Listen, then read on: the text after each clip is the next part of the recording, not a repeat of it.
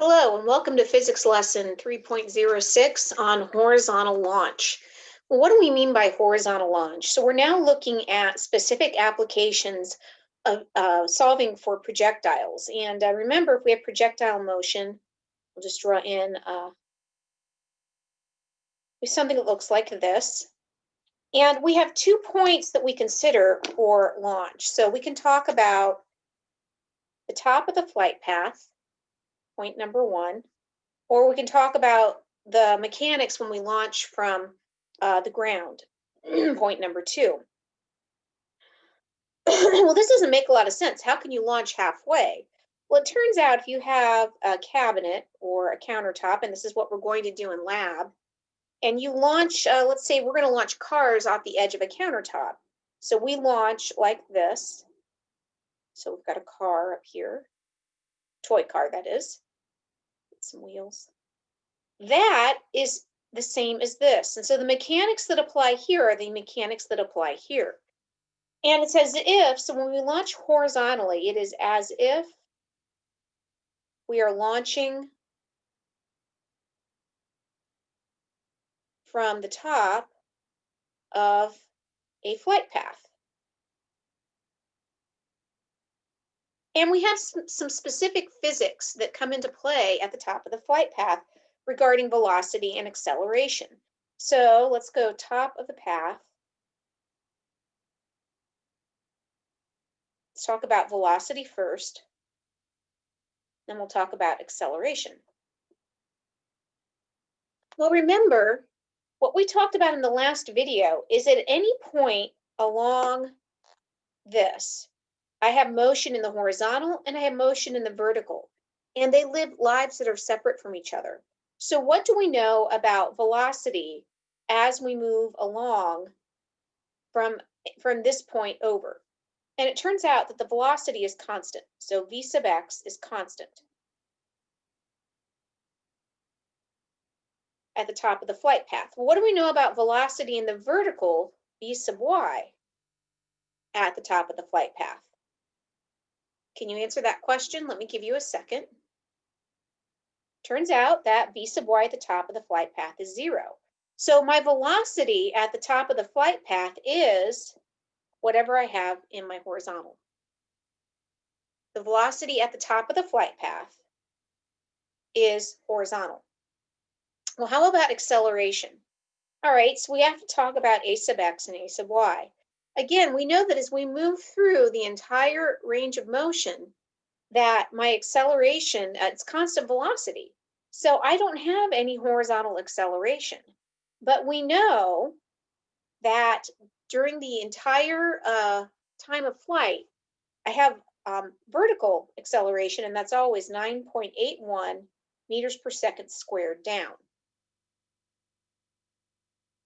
So at the top of my flight path, my acceleration is 9.81 meters per second squared down, and my velocity is whatever I have in the horizontal. I don't have, at the top of the flight path, I don't have any vertical, so my velocity becomes whatever it was that I started out with here in the horizontal. All right, with that in mind, let's work our first sample problem.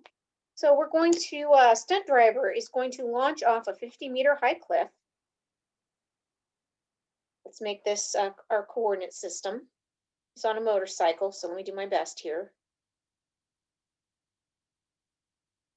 He's got a helmet on. Let's give him a helmet. Okay, so he's driving off. We've got a 50-meter high cliff. So we'll set this as 0. The ground will be 0. And this is going to be his.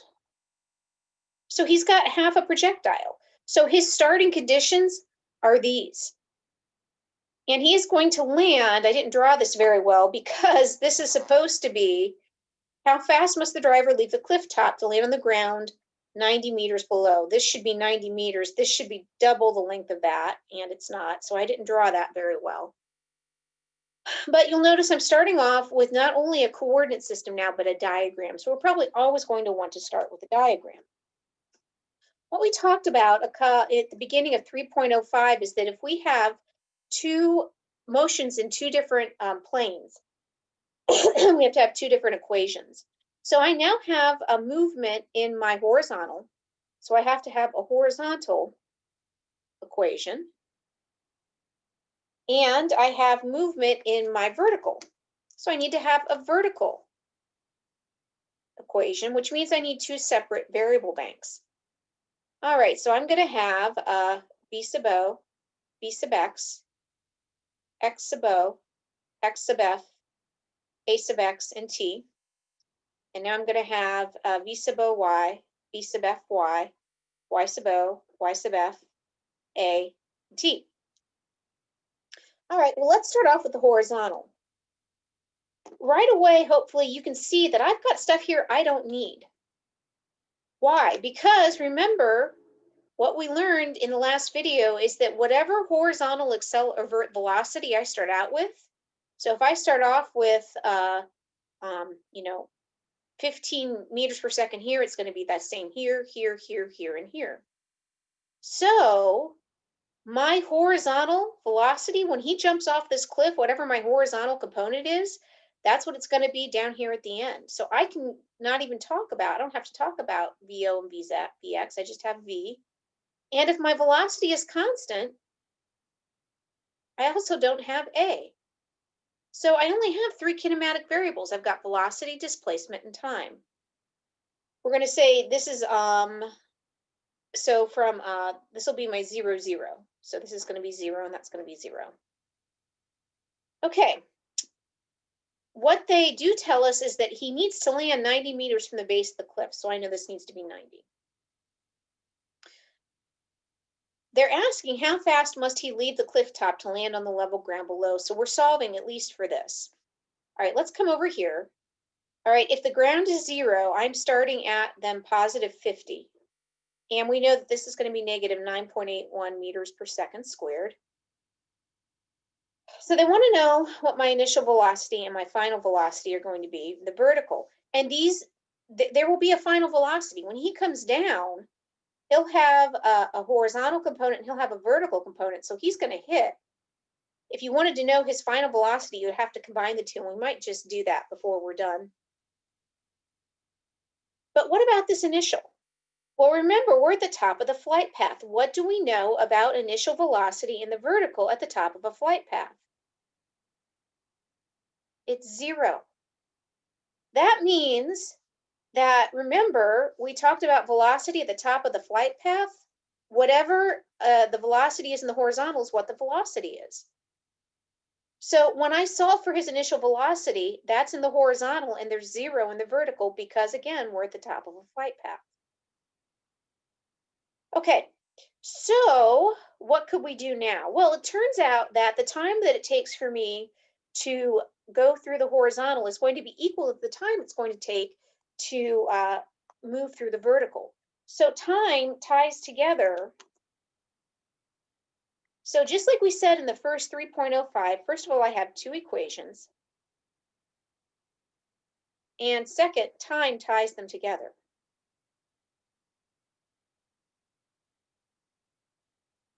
Time ties them together. So I need to solve for time here. I've got three kinematic variables. I can do that. And then I can take the time over into the horizontal and solve for my velocity.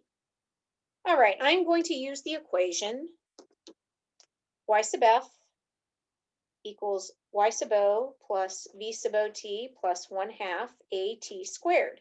Because I don't have final velocity. I want to solve for time, and then this has the other three equations. So then this becomes 0 equals 50. V sub o is 0, so this whole term becomes 0 plus 1/2, negative 9.81 t squared. And when I solve for time, I get 3.19 seconds. So I can plug that into my horizontal. If it took me 3.19 seconds for the vertical, it's going to take me 3.19 seconds for the horizontal. I really don't need a very fancy kinematic equation here because I know that V equals delta x over t. So that's going to be V equals 90 over 3.19. And when I solve, I find that the velocity that he is leaving with is going to be 28.2 meters per second.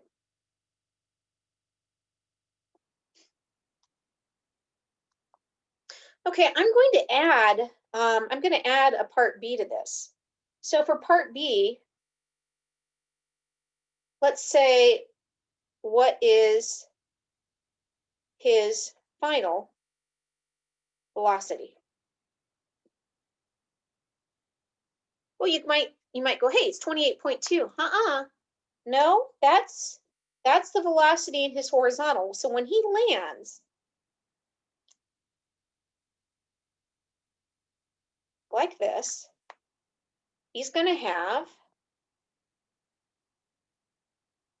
v sub final x, v sub final y. This is 28.2. Oops.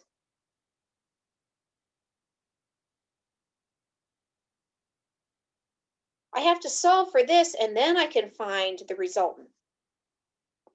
So I know that if I come back up here, v sub f equals v sub o plus at. So my final velocity is going to be equal to negative 9.81 times 3.19. And I need to find my calculator because I'm just kind of throwing this on spur of the moment, so I'm going to pause the video. Okay, so that makes the final velocity in the y, better add y to that, negative 31.3.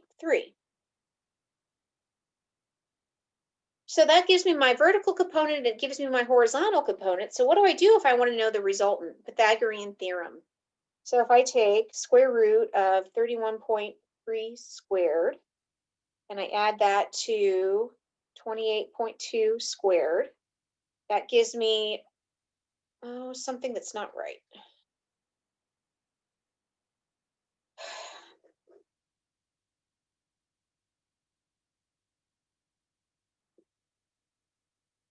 Okay, I will pause the video and calculate this.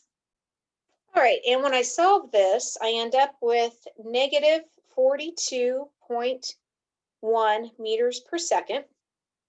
Now that's my magnitude. If I wanted the direction, I'd have to do a trig function, tangent of 31.3 over 28.2. And that would give me the, let's just do that. Tangent theta is 31.3 over 28.2.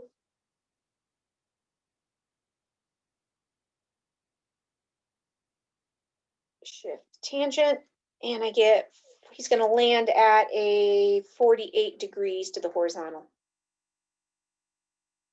So that's his final velocity.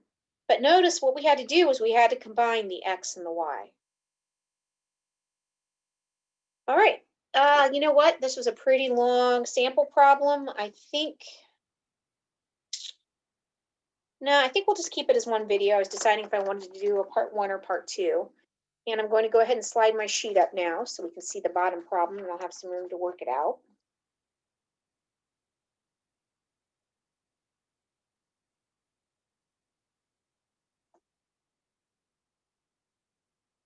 Okay, so we have, whoops, tiger. Maybe it's one of Carol Baskin's tigers. Looks like it ate her husband. Know why? She leaps horizontally from a 6.5 meter high rock with a speed of 3.5 meters per second. So this time they're giving me speed. Coordinate system. And I'm not even going to draw the tiger. I'm not going to take the time. We're just going to send her off that rock. So we're 6.5 meters high. And she's going to land. We want her to land at the same height at the ground. Just make her a box. Make this 0. The ground will be 0. So once again, I need two equations, horizontal, vertical. And I'm just going to write v sub x, x and t, because we know now that my velocity is constant. Here I need v sub y, v sub final y, y sub o, y sub f, a, t. All right, we've got, we're going to start at 6.5 meters high. And I think I just realized I made a mistake on the last problem. I see it now. I put down y sub o is 0 and y sub f is 50. These should have been flipped. This should have been 50 and that should have been 0 because I'm starting at 50 and I'm going to 0. That would have given me a negative value.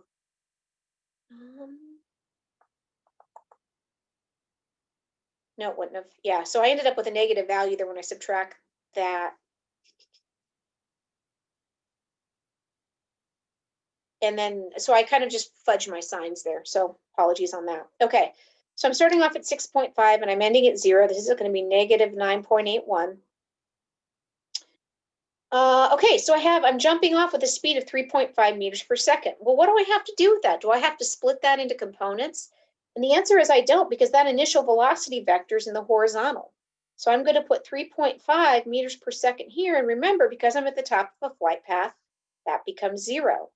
So we're going to do the same thing, that I'm going to solve for time, and then I'm going to bring time over here. But in this case, I'm solving for a displacement instead of velocity. So I'm going to have y sub f 0 equals 6.5. This first term is 0, so I have 0t minus 1/2, sorry, plus 1/2, negative 9.81 t squared. And when I solve for this, I get time is 5.71 seconds. That doesn't seem right. Oh, it's because I have a different problem. Okay, I need whiteout. All right, I realized that I changed this handout. I'm not sure if you guys have the pilot of an airplane traveling or if you have the tiger problem. So I'm going to stick with this because I don't want to re-record this video. So here I have 1.15 seconds. We're going to bring that up here. And if I want to know how far away she'll land, I'm going to have 3.5, v equals x over t. So 3.5 equals x over 1.15. And for x, I end up with 4 meters. So the tiger is going to land 4 meters away from the rock. This is what you guys are going to do in the lab for this chapter. You're going to launch Hot Wheels off the edge of the lab tables. You're going to have to find a way to get the velocity of the Hot Wheels as they leave. You'll use that velocity to calculate where they're going to land. You'll put a red Solo cup down in the spot that you calculate, and we'll see how good you are, because you should be able to launch your Hot Wheel and drop it in the red Solo cup. If you drop it in the red Solo cup the first time, you get 2 bonus points. If you get it the second time, you get 1 bonus point. And if you get it the third time, you get 1/2 a bonus point. So you get 3 tries. And then if you don't get it, you have to start taking deductions. But that's the lab for this chapter. Okay, so that is projectiles launched horizontally. Thanks for watching and have a good day.